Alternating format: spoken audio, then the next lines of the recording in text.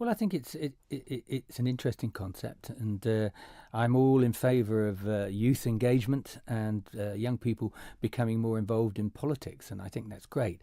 I'm not going to comment on leaving school in my day. I think it would have been frowned upon, but we've moved on. So I think that their actual involvement in the political scene is good news, and I'm going to be very happy personally to be there on Friday morning. And not only will I be there, but I'm very happy to engage with the students, and depending on how many there are, invite them into the building so we can have that debate. Have you been contacted prior to this strike, or what's in place? Well, prior to the tomorrow's action, they have written to me, but and I have replied to that and laid out. What was it? What was in that letter? It was a general letter talking about what we were doing, what we should be doing, and where we're going. So I was happy to reply to that because we have a good story to tell. And I should take a step back there. Yesterday we had a presentation in Tynwald to members about the possibility of a youth parliament. And there's a debate on Tuesday or Wednesday this week in Tynwald about setting up a youth parliament. At the moment, there's a lot of interaction with youth and with schools. We have Junior Tynwald, and a lot of schools have school councils. But if this takes it a stage further, then I'm all for that, because I like to know what young people are thinking and their direction of travel. Interestingly, what students are perceiving as inaction on climate change all around the world is actually empowering them to step up and stand up, and like you say, that we're going to see protests. Do you think their cause is justified?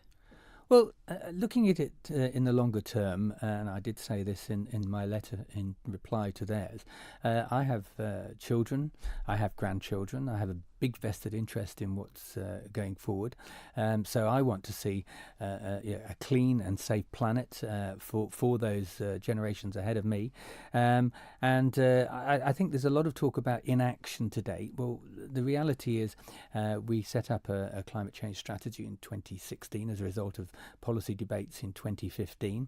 In retrospect, and bearing in mind we've only just had the most recent reports, we committed to the targets then, and we were working steadily on those targets. Now the ante has moved, as it were, and I'm about to launch a consultation documentation on a new climate change mitigation strategy 2020 to 2030. Yeah, people are doing, and particularly the students, as we heard there, they're doing the arithmetic, and in line with the IPCC's urgent warnings, that perhaps it's not conducive to the government's current target. So perhaps that's a real point of contention for these students, isn't it? Well, I think they will be interested when they see the consultation document, and I hope that they will respond to it, as indeed the Climate Change Coalition have had an advanced copy of it. It's quite a far-reaching consultation and looks at some of the things that we can do. At the moment, our idea is to introduce hard targets for 2025, 2030, and annual reports so that people can see what's happening.